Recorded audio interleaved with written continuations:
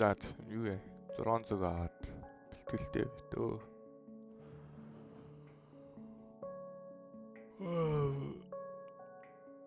Ахгүйсэн ч бэлтгэлтэй. Өдрийнхөө оролтыг ямар ч байсан хийсэн. Өнөөдрийн оролт яагаад энэ оролтыг хийсэн бэ гэхлээр энэ өчигдрийн оролттой яг адилхан. Энд маш их ордер, pending ордер байсан.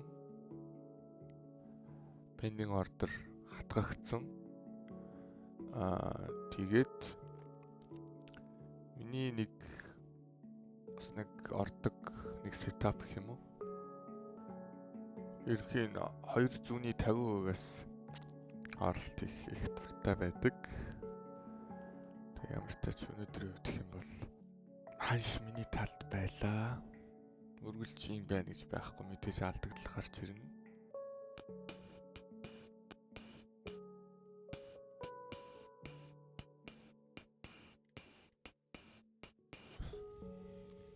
минут болсон байна.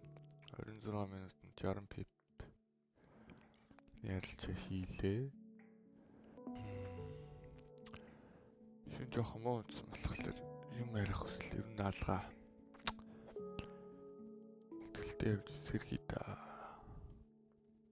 Өнөөдөр ингээд дуусгая дөө. Тэгэхээр тансаа маргааш хүртэл локлох хэрэгтэй.